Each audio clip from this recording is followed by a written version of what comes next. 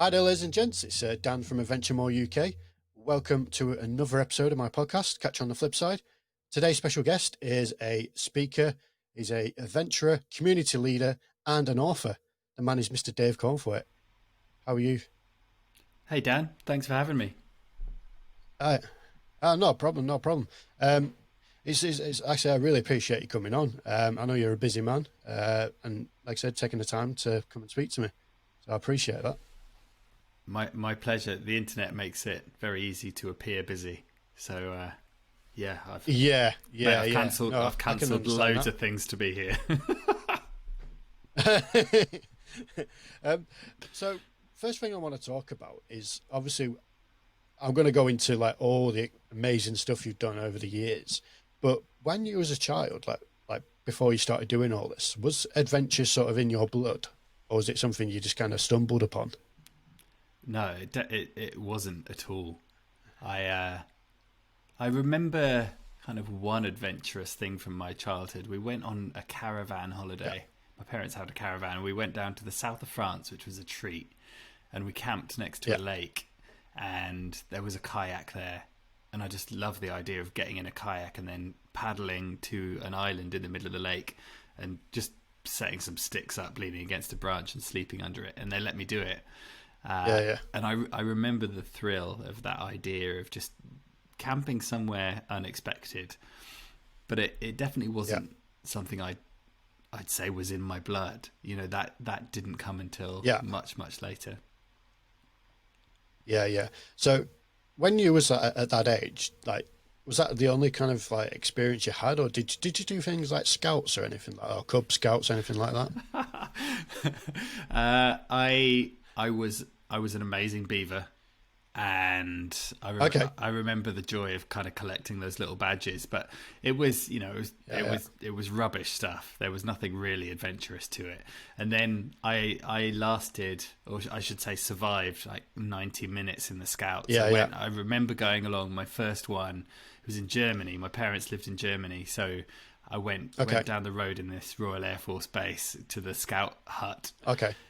and everyone start after an hour or so. Everyone started just lobbing jelly around, and I remember I honestly thought, oh, I don't want to cause any extra trouble for my mum. I don't want her to have to wash this stuff. So I left, Yeah, yeah. and that was my Scout career: 90 minutes in jelly and out. So Oh, wow. I think Yeah. if you'd So, seen me at that moment, Dan, you wouldn't have said, "This boy's going to be adventurous." yeah.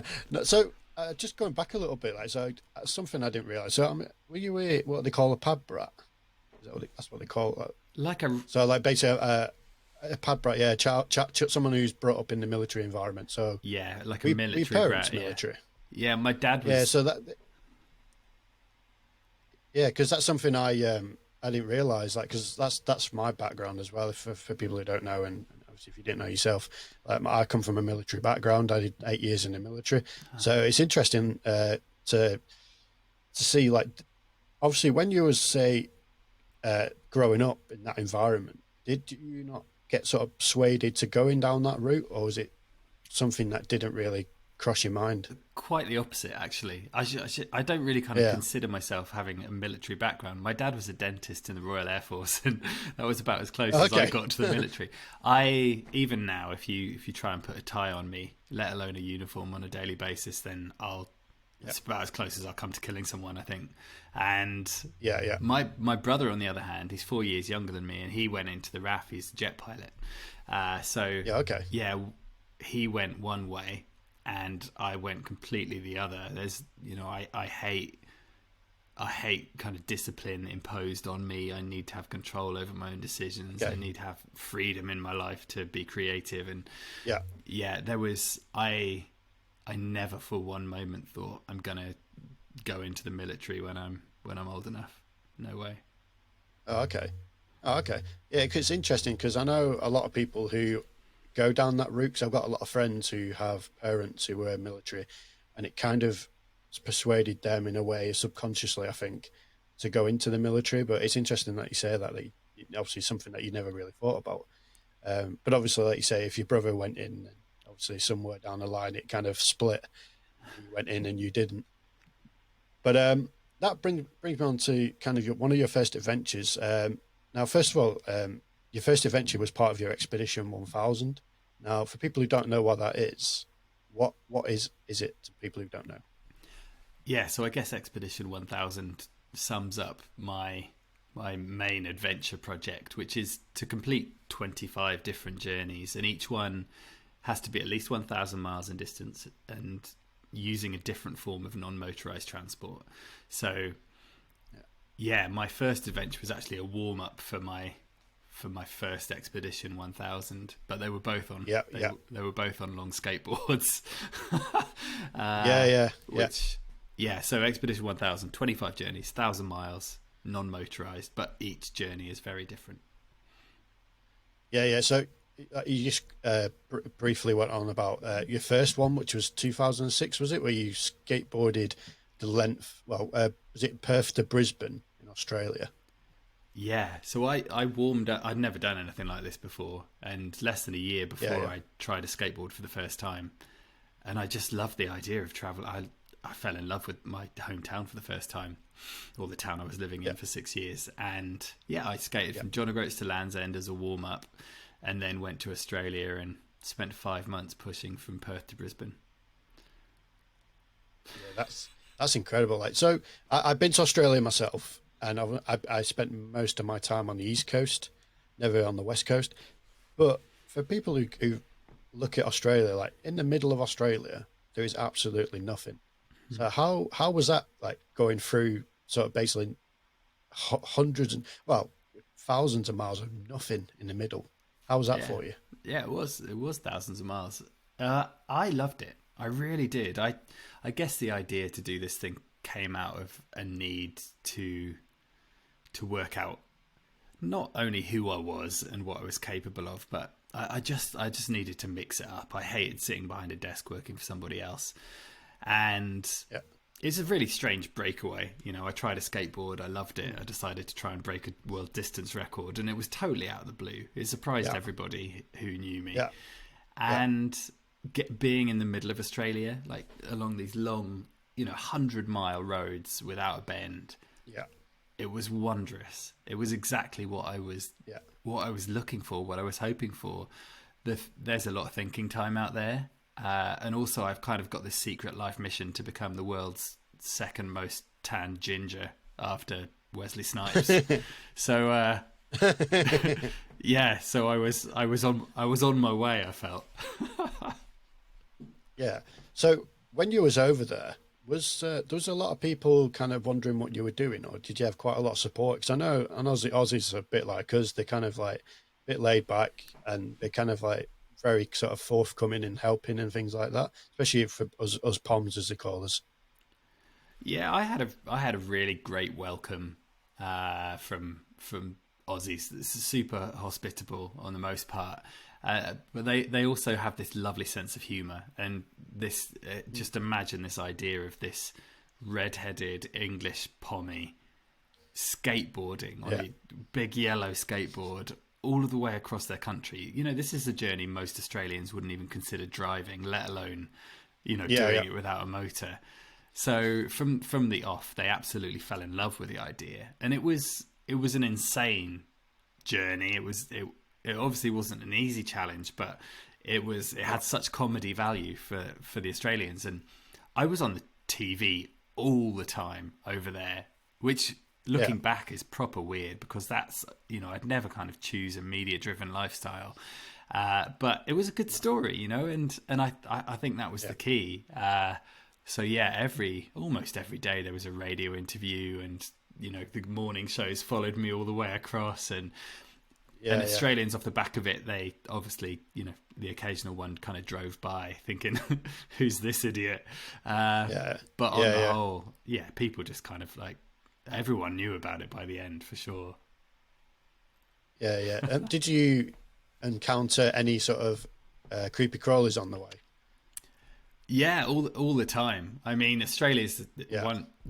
You feel, so kind of protected and sheltered growing up in England, and there's nothing here that really wants to kill you. Whereas in Australia, it's the complete opposite, in the water or on the land. So we saw you know, we sort of saw wolf spiders in every kind of road station shower, and I'd be like squatting for the for the toilet 100 meters off the highway, and a brown snake would just slither on by, and you just think, for me, I wasn't really scared. It was just a case of, this is cool. I mean, I wanted a different experience from this, and I'm sure getting it, and I hope that snake doesn't turn around.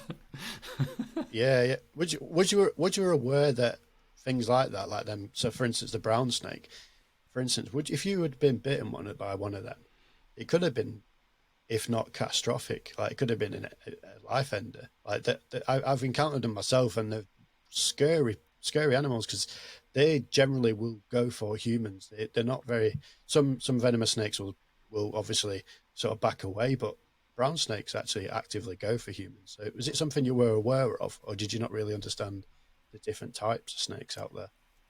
Yeah, they're no joke, and I was totally aware of the potential damage that they could cause. Yeah, like you say, brown snakes, they're kind of like crocs in terms of they're very territorial. They'll attack when they're not hungry.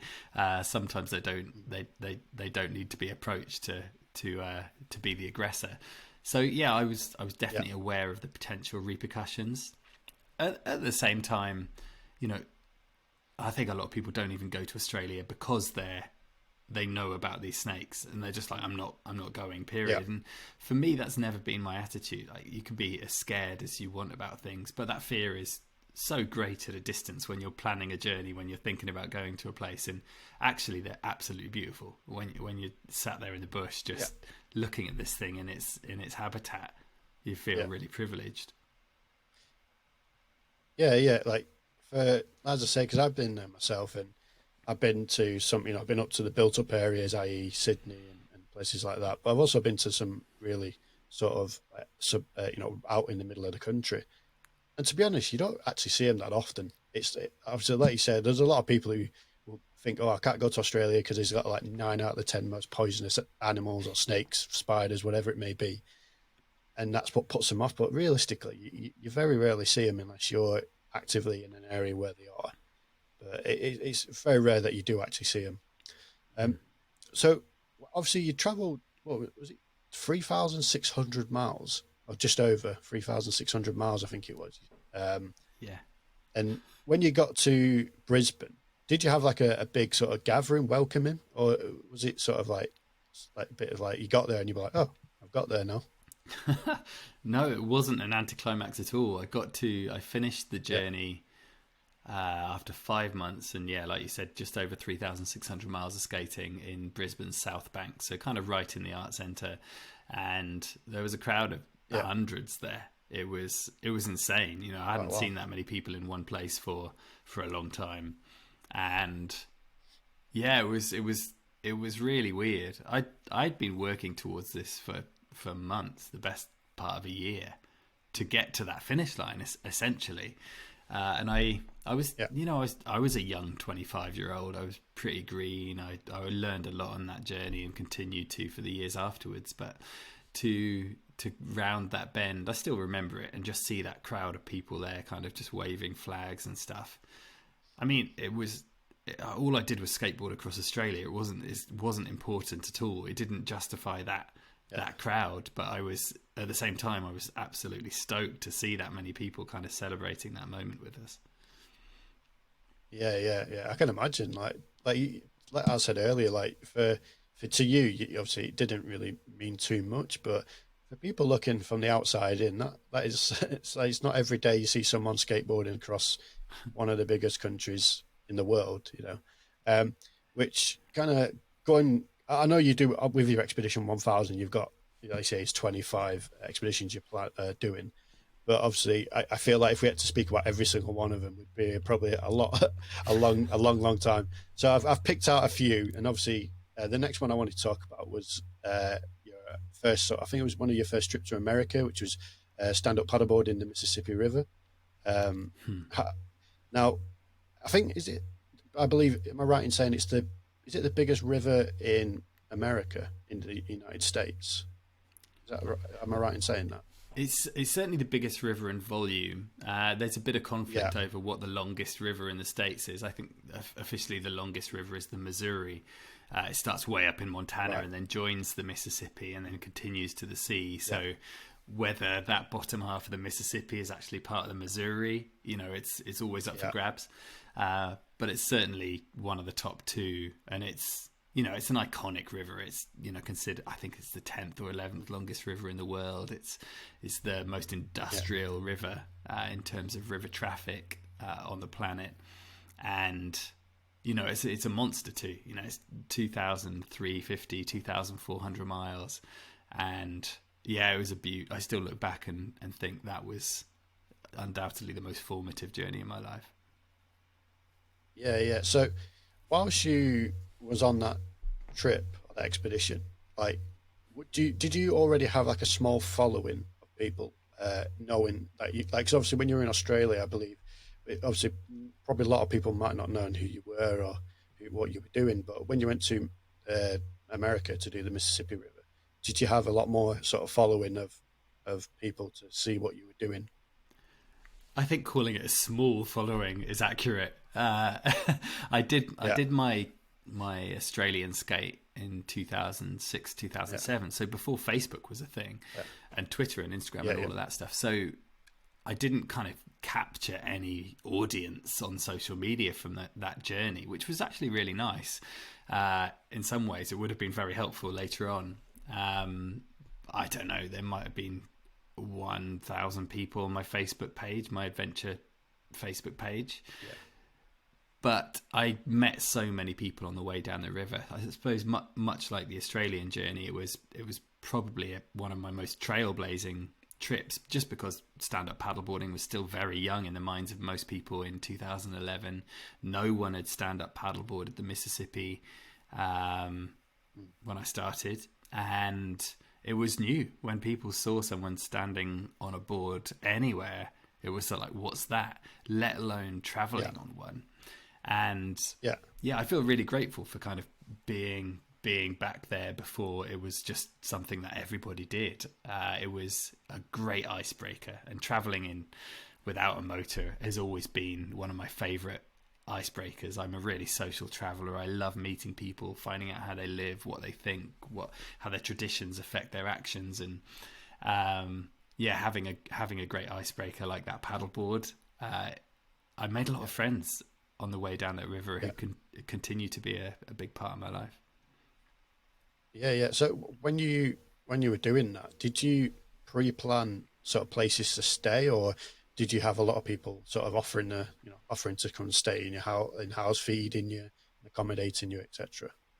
Yeah, so sometimes when I travel, I just go, I just land and start traveling. I Yeah, don't write to anybody. But on the Mississippi, I felt like uh, I wanted to get to know people, and so before I traveled, maybe a couple of weeks before I flew out to Minnesota, I wrote to everybody I could find who. I started with Googling for just canoe clubs or paddling clubs or water sports clubs on the okay, river. And then I just said, hey, this is what I'm doing. Here's my website, blah, blah, blah. It'd be great to meet you when I'm coming down. And that started off kind of this telegraph system. And when I arrived, like, there were a couple of people at the airport waiting for me, and that continued okay, all of the way down the river. I met a couple of people who heard about my skateboarding trip or one of the other trips I'd done before that and had been following for a little while. But yeah, on the whole, it was just people who heard on that grapevine, and then they were there. I paddled down the river, and there was someone just by the side, and said, "Come and stay in my river cabin," or "We're having a barbecue," or "Do you want some dinner? You need a yeah, shower." yeah. Yeah, it was wicked. Oh, that's awesome. I think that's for people who do think like what you do. I think that's one of the sort of good sides of that is that you meet a lot of people along the way. Because I always say this: there's always a small minority that spoil the majority. So when you like, obviously, I spoke to you before about chatting to Sean, and there's always people are always happy to help. I feel like there's more people that want to help than there is that don't, and that's something I feel like is quite important when you're doing the sort of things you're doing. So it must be kind of quite. it keeps you quite positive whilst you're doing these trips, and don't really have too much time to sort of think about the negative aspects of it. Yeah, Dan, I completely agree. Like I live for those experiences, that reminder that humans are good on the whole. You know, we can, if we just hide away in our rooms, which over the last year we've had plenty of opportunity to do, and you look at the world through the internet, it's not a nice place, but it's not real. It's just where people go down a rabbit hole and lose themselves. I really do think that. So when you get out into the world and you're kind of living a story too, it's amazing how much kindness, friendliness, people do want to help and get involved and be a part of your trip, even if it's just for a few minutes. And that's the real world. That's how people are. I think if for the majority, they're good and they're kind. It's really, really rare. And I don't know, I've traveled tens of thousands of miles over the last few years, and I'd really struggle to remember a super bad experience with another human, honestly. Yeah. Oh, that's good, because like you say, I feel like if you're going to keep positive, then it's going to push you a bit. I would say a bit more. Obviously, if you're around negative people, then obviously no matter how strong you are, like mentally, being around negative people is always going to affect you. I feel anyway, because if people start saying, "Oh, you can't do this, can't do that," there is going to be some aspects of it that are going to make you feel negative. But at the same time, I feel it's kind of fuel to go and do. And I've said this before on a previous podcast, I don't go out there to prove people wrong. I go out there to prove myself right. I've said that quite a bit. So did you get people like that who were like, "You're crazy, it's not worth your time, don't do it, it's dangerous," whatever it may be? Yeah, for sure. There's been a few over the years, very few these days. Because I think over time I've somehow turned it into a career, which is the best adventure for me by far. I make a living doing this stuff, and I think because of that, people kind of like hang a hat on, "Oh, okay, he earns an income, so it's normal now." As opposed to, they think about, it always comes back to money for people. It's either you shouldn't go and do that. Why would you let go your house, your job, and go and spend money paddleboarding and doing something silly? I think I honestly, my take on it is, whenever someone gives you shit or tells you can't do something, they're talking to themselves. Because frankly, nobody really cares. They might be interested, but no one cares about my trips. I'm doing them for me, and I'm under no illusions that anyone else really. It's so rare, mate, that it's only in podcasts like this that people ask me about them. My friends never ask me about my journeys, which is annoying sometimes. But I get it. We've all got our own lives, don't we? And I think when I've had those naysayers, those negs, they're talking to themselves. They're convincing themselves that they're still doing the right thing. And honestly, I think if anybody is worth listening to, they've done what you're about to do. They get it, and there just simply wouldn't be any negativity in that place. You know? Yeah, absolutely. That I think that's quite an important thing to sort of remember. That people that are probably telling you that you can't do it, they're probably having some form of issue themselves, or they're always going to be a negative like that. And again, I've had that before, where people say that it's not doable, it's not not possible. And again, I go out there to prove myself right. I don't want to go out there and say you were wrong, because at the end of the day, we're doing our own thing to help ourselves initially, and obviously to help other people.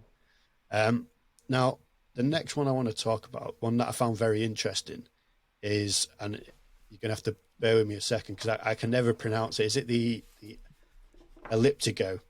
The elliptigo around Europe, from Liverpool to Nice. Yeah. I sat here before and I was like, I was trying to pronounce it. It was, elliptigo. So it's, for people that don't know, for me, it just looks like a cross trainer cross with a bike.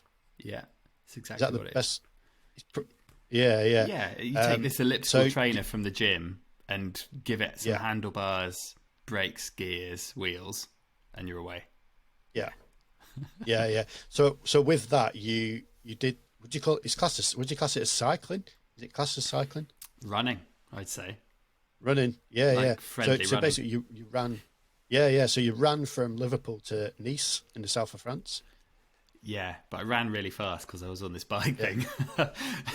Yeah, yeah, yeah, the great thing about the elliptigo is it mimics all of the benefits of running and the motion without the pounding on your joints, yeah, which yeah, was really nice because by then I think that was my eighth trip, and my body was yeah, starting to feel it. Like my mate, now I've done 15, yeah, I've still got 10 to go, and I'm an absolute wreck. I need to get some bionic joints yeah, just yeah. to carry on going. But yeah, it was a wicked trip. We started at Everton Football Club in Liverpool, Merseyside, Okay. Yeah, because they use, like many clubs, use ellipticos to rehabilitate injured players, and yeah, yeah, just bounced around England for a little while before heading to Europe and then going over the Alps. Yeah, it was a really yeah, yeah. random journey, but in a way, probably the most commercial trip that I've done because it was sponsored by Elliptigo. Looking Okay. back, I definitely should have charged them more. But in loads of towns, almost every town had to stop and kind of meet local fitness groups, and people would bound out down their local Yeah, cobblestone town over bridges and stuff with their ellipticos, join us there along the yeah, way. yeah. Yeah. How commercially available are they? Because I'll be honest, I've actually never seen one before. Not to sort of same aspects of what same sort of specs of what you had, but Yeah. are they quite readily available?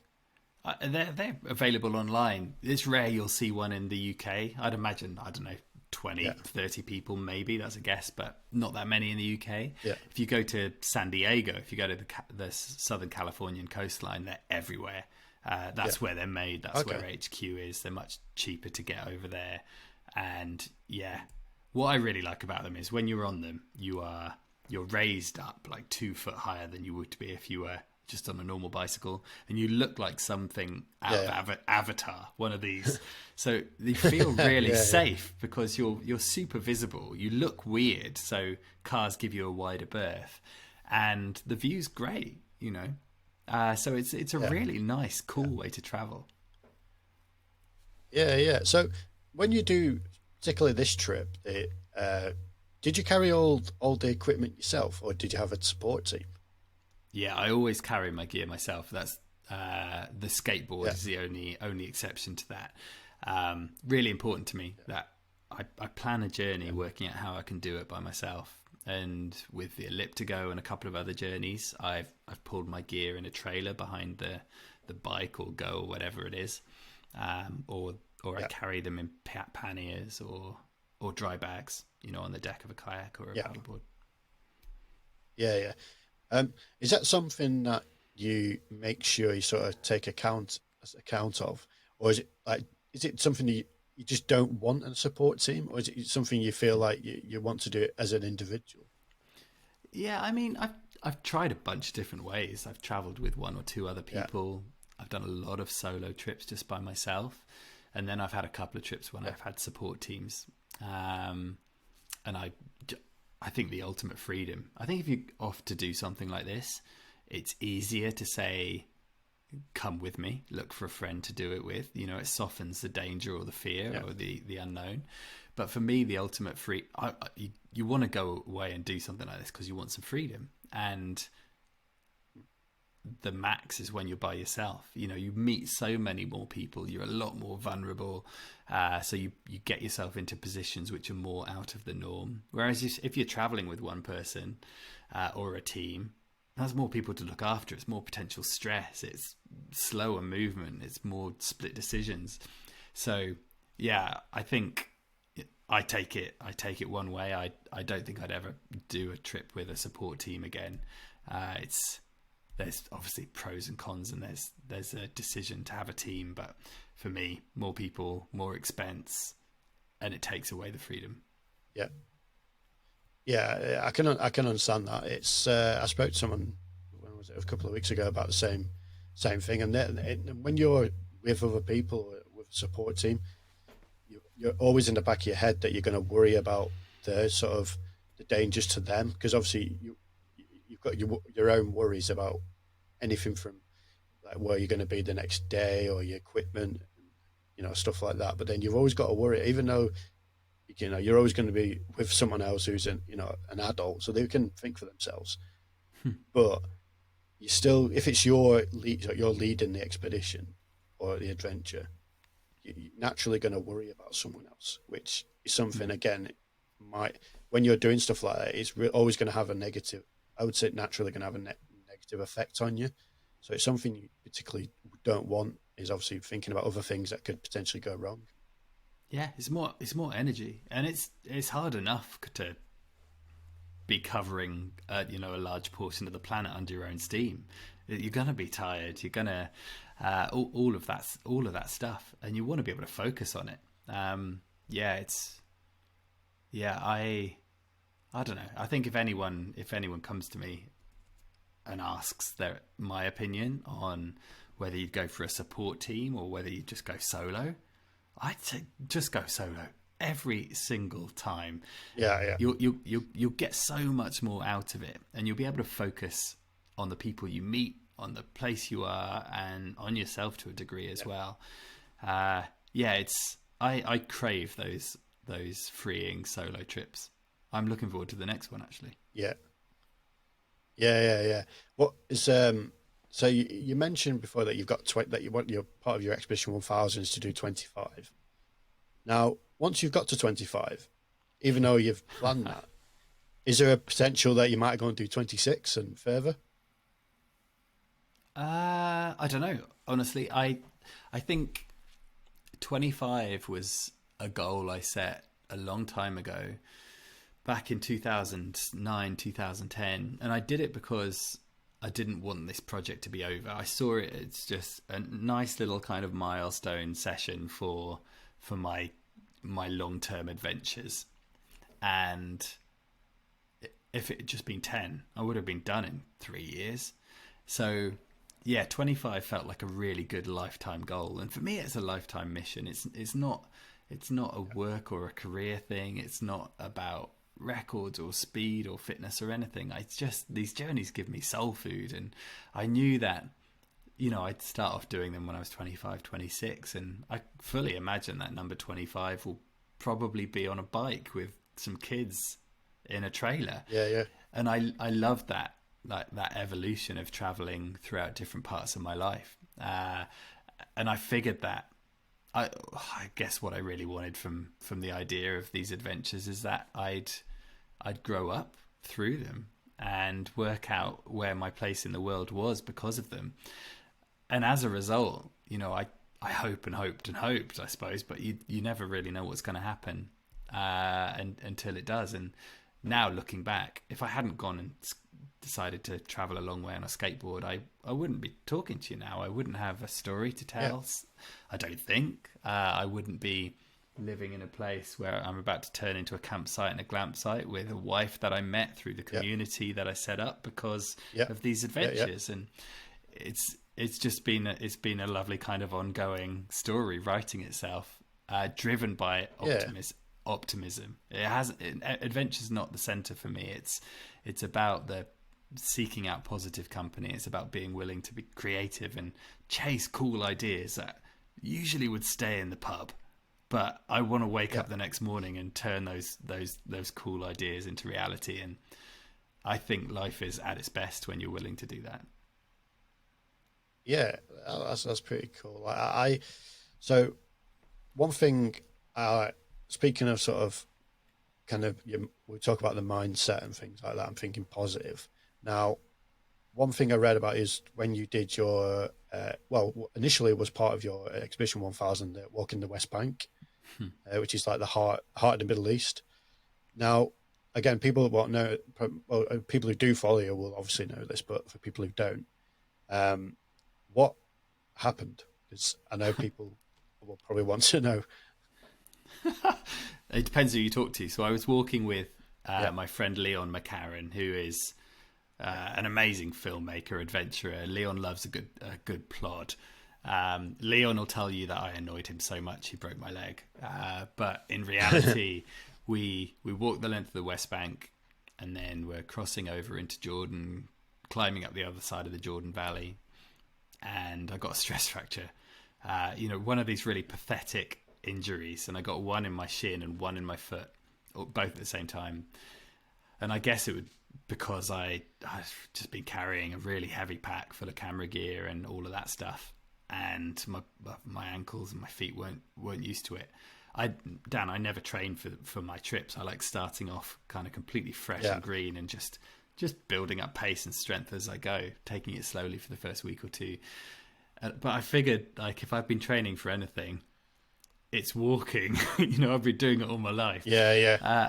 But that's the only 1,000-miler or proposed 1,000-miler that I've started and didn't finish. Maybe that's gently embarrassing, but it does mean I've kind of got an easy, hopefully, walking journey to come at some point. Yeah. I was going to say, is there plans to go back and do that one at some point? I won't go back and try and finish the same trip. I'm not really, I'm not attached to it.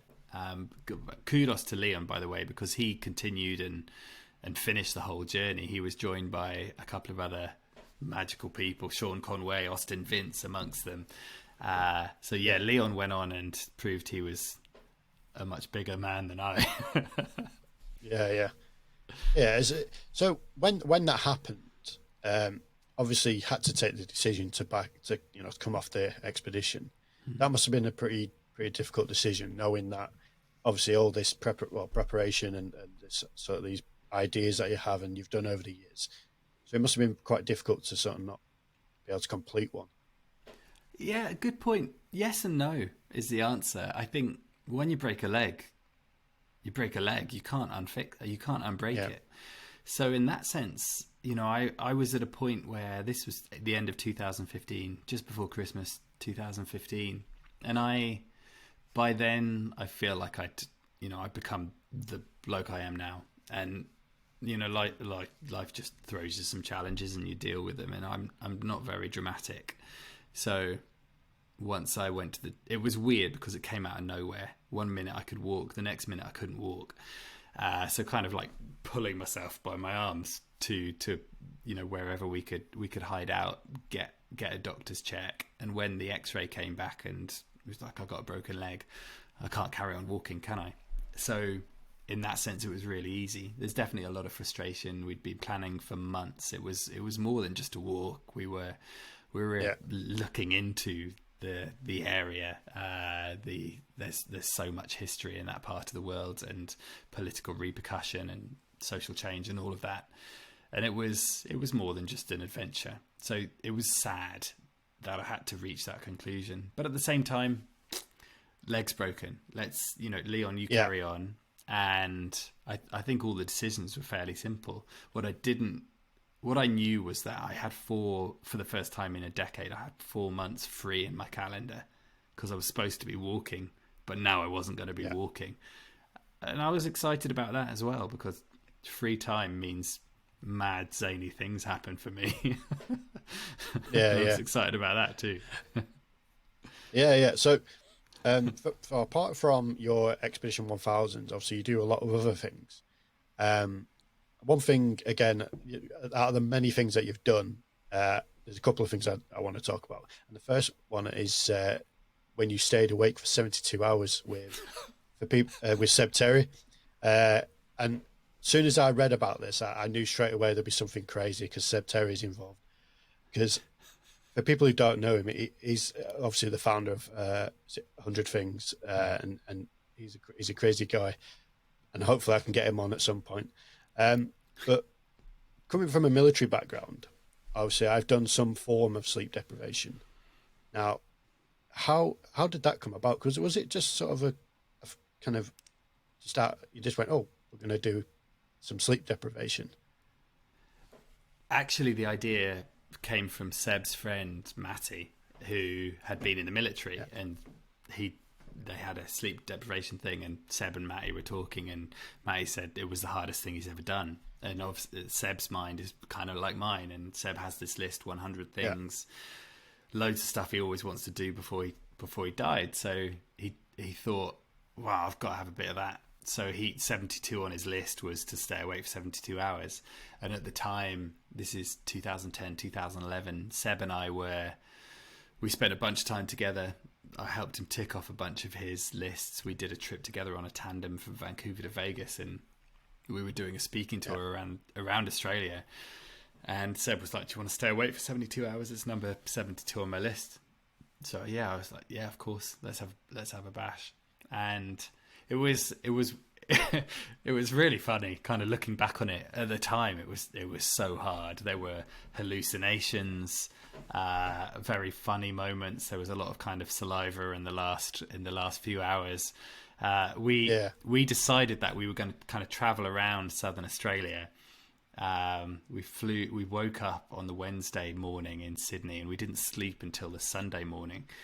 And then we flew to Melbourne, and we lined up loads of things. Just we thought we've got to keep busy. So we went on a breakfast show in Melbourne and ate chilies, and we were captains of opposing sides on a wheelchair basketball team with a Paralympic team. We went to a school and kind of talked about bullying, and on and on. We played Laser Quest, we went speed dating after 62 hours awake, which was really fun. And incredibly messy. So yeah, that was a good one. It's definitely one of my favorite nonsense ideas. I just found it really interesting because I can't say I've been up for that long and done sleep deprivation for that long.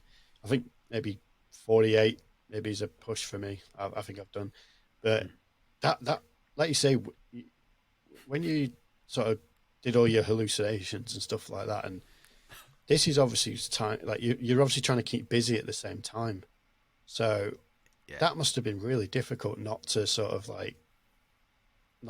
fall back into the negative side of it, because obviously a lot of people are potentially negative when they're very tired in all aspects of life. So so by doing all these sort of events and these experiences, is that what helped you try and keep positive and stay? And being with Seb, obviously, he's like I say, I follow Seb on social media, so I know he's a crazy character. So it must have been quite fun to sort of keep positive. Yeah, I think the key is fun. Fun combined with purpose is so important. And if you can see something funny and have a giggle about most aspects, even if they're annoying or painful at the time, then that gets you through for sure. I mean, undoubtedly there's grumpy moments in every adventure. There definitely were in those 72 hours, but we knew why we were doing it, and we also don't take that stuff. It's not worth taking seriously. And I think as soon as you start taking something so seriously, then it loses its level of fun, and then you just go down a rabbit hole, and suddenly you make out this stupid challenge to be more important than it really is, and that's where all the I think that's where you fall apart. So yeah, for me, like, I want to have fun in everything I do. Why wouldn't we? It feels good to smile and laugh and have a giggle. And I don't know if there aren't. I think if you're privileged and fortunate enough to be able to have the time to think about doing this stuff, then it's because life isn't hard enough, honestly. And for me, there's things really worth worrying about and getting angry or frustrated about in the world, but having a little adventure or project isn't one of them. So keeping that in mind at all times means that you're focused on the right stuff, I think. And it's quite a good point to make, because, for instance, from my personal sort of personal experiences, I remember I travelled around Zambia a number of years ago, and one side of it was absolutely amazing. There was 5-star resorts that I went and visited. I was trying to get sponsorship for the Zambian rugby team as I was coaching out there. But then on the flip side, I went down through some small villages where there was I remember there was a family of 5, a toddler all the way up to mum and dad, just led on the side of the road, and that was their home. And I just thought to myself, like, it's you just got to appreciate what you have in life, because not everyone has what we have, like like things like running water and stuff like that. So I can understand like that when you're doing these adventures, you might be, and when I do my things as well, not obviously to the level at what you do, but I've got to appreciate what I have, because end of the day, there is going to be people that are a lot worse. Now, the next one I want to talk about, and I've mentioned this earlier about, I believe, obviously, I know that you're good friends with Sean, and so when he did I think it was his Land's End to John O'Groats swim, you came up with an idea to go and see him within sort of a very small time frame, and and call it Finding Sean Conway. And so how did that evolve, and how did that come about? Oh, it's really good of you to bring that up. I know Yeah, I know what it's like being in the middle of a really long, hard trip, and how buoying it can be to have somebody show support, even if they're a complete stranger.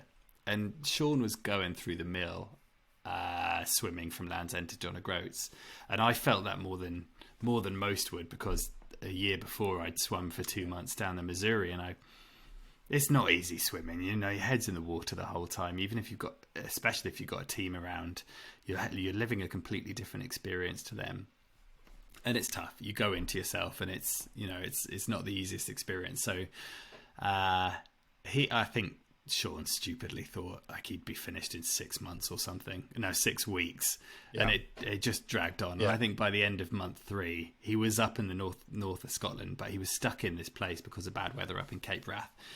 And I just thought, I've got to go and see the boy.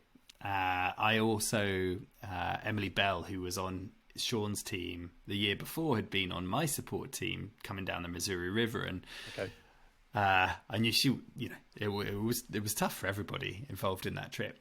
So I was speaking at Buxton Adventure Festival, so I was already halfway up the country from my rough base camp in London, and just thought, whatever, let's go. I was chatting about Sean, I think, in the Q&A after my talk, and then I thought, I'm gonna go get him after this.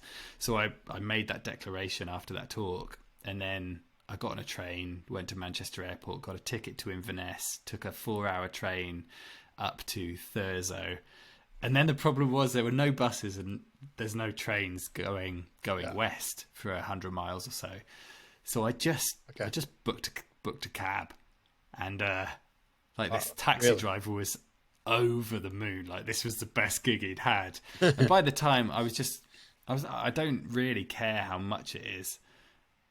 Not that I had the money, but I was just like, it's more important to me that Sean has a giggle tonight. So I just found this. I drove for like 3 hours with this in this taxi, and just chatting to the cabbie. And then I was like, will you just hang out for 2 hours in the car park and then drive me back later?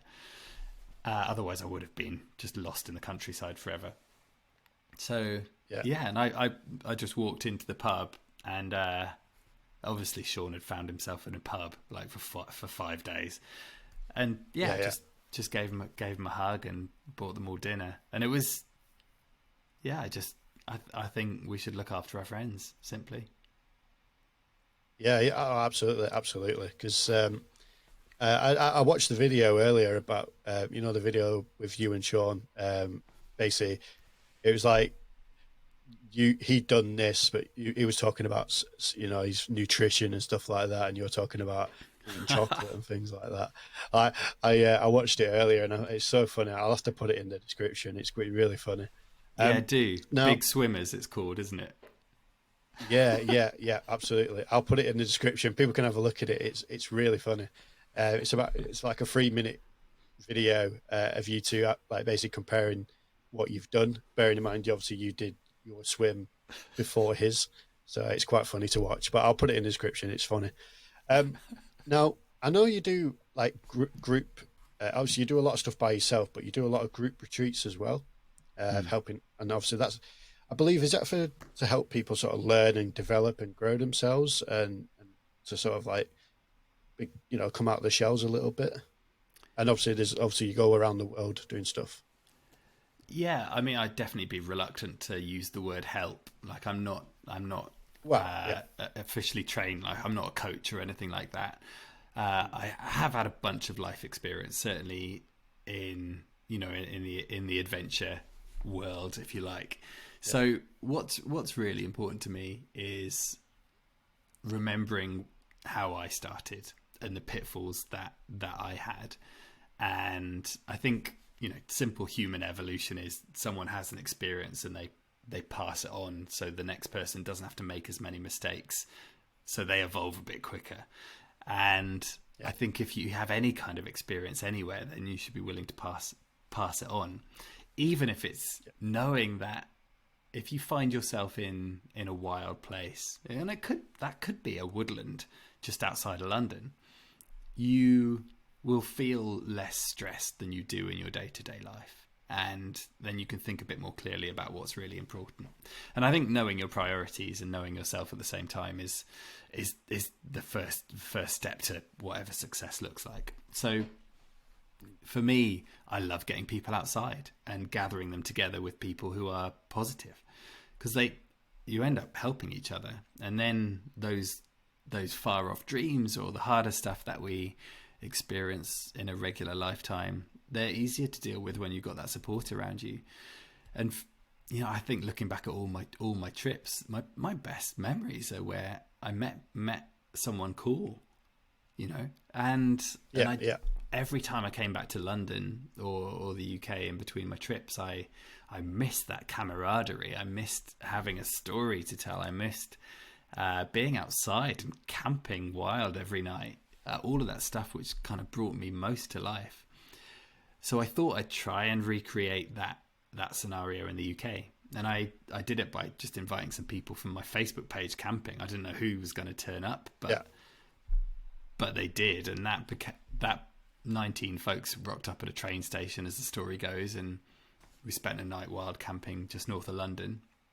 And that was the beginning of a community called the Yes Tribe, which we're over 5 years old now, and there's 20,000 people in this group, and it's awesome. And so many people have gone on to do all kinds of stuff, adventures, writing books, setting up charities and companies and cool initiatives, just because they're surrounded, or not just because, but it helps because they're surrounded by a more positive crowd, who like doing that stuff. Yeah, absolutely. And first I want to say one of them 20,000 people is me. So I'm in there. So yeah, it's going back to sort of what I said earlier about being around sort of positive people, and sort of like, people who have lots of sort of visions of what they would like to do in life and the goals to strive to. It makes everything not easier, but it makes it more simple, I think, because as I say, if you're around negative people, things can get a lot more complicated. But I feel, especially what you've done with the Yes Tribe, and that kind of your motto of saying yes more, which I think everyone should do. Not obviously people don't always want to do that, but people are set in their ways. Yeah. But I feel doing what setting up what you have is being around people that actually want to help each other and want to sort of encourage each other to do whatever it is they may want to do. Because obviously it's not just, we're not talking just adventure. We're talking, it could be anything in life. So I feel like that's something that's become on leaps and bounds. And I know one thing I haven't done yet myself personally is visit the Yes Bus. I've not done that yet. It's something obviously a bit difficult at the moment, but it's something I will try and do at some point in the next, whenever we can, really. So have you got any other future plans with the Yes Tribe? Is anything on the pipeline that you can say? I think the cool thing about the Yes Tribe is we've never had any plans. It started off with this simple ethos of let's get people together outside. It's always been a non-profit thing. Like, we've got a team of 90 at the moment who run different regional tribes, a lot in the UK, some abroad as well, and then different events and wild camps and all of this stuff. And we've got 7 acres of community woodland, and the Yes Bus, as you mentioned, which has just moved with me up to Lincolnshire. I'm sitting now in my new home of 1 month, and I'm setting up a little business called the Big Sky Hideaway with camping and glamping and bushcraft and a permaculture garden the Yes bus cool. is here. So in terms of plans, no, not really. I think we're always doing new stuff. I think if there was one long-term mission, it would be to buy up community woodland around the UK, with the help of companies as well as the thousands of members of the Yes tribe in each different region, because wild camping isn't legal in most places in England. So it's what we've done with the first woodland is to open it up as a space where people can come along, meet other people, typical stuff, and then learn some skills, some outdoorsy skills, bring their families, help nurture and look after the woodland, but as a safe place to wild camp as well. So I'd love that to become a focus down the line. But on the whole, the group is there. We ran 800 events last year, 600 plus online, to help decrease the social isolation that's happening because of COVID, and also just remind people that there's friends there. Even if you've not met them before, you can go onto the Yes Tribe group and either be inspired or find support. And I think the aim is, whether you turned up at an event in person or went to the Yes Tribe group, you should feel welcomed. And that's that's the baseline. We look after each other, and I think every human on the planet wants that. We might be divided in certain ways, but for me, we're all the same at heart. We all want more or less the same things, and I think that positive attitude, that saying yes, is the basis of it. Yeah, absolutely, and I think it's something obviously you're doing very well at, and I feel like it's something that, like I said, it's all comes down to being positive. I feel like being positive and just being happy with whatever you have, because not everyone, you might have a fast car, you might have a massive house, whatever it may be, but at the end of the day, just being happy, I think, is the best way to be, I feel. Now, I mentioned at the beginning in the introduction that you're an author. Now, again, I just want to speak about one book, and one book I felt so funny. And I'm coming from a man of a single background. Oh, no. Is the 100? I think you know what's coming. So, and obviously you're now a happily married man, but before that, you wrote a book called 100 Dates, which is, from what I can gather, was 100 dates in 100 days. Now, to me, that sounds like a dream, but how was it in reality? It was hell. It was really, it was horrid. So I think, thanks for bringing this up, Dan. That's awesome of you. This is something that never really gets talked about. But actually, it came from this simple premise of, I was pretty fresh back from my skateboarding trip, maybe a year after that happened, and I felt like life was looking up, and I just wanted someone to share it with. But I had no confidence with women at all. I'd never really been on a date. I felt lost. I felt a lot of fear with it, and I think that's quite a nice kind of trampoline into doing something. Just try and break down that, so it doesn't get in the way later.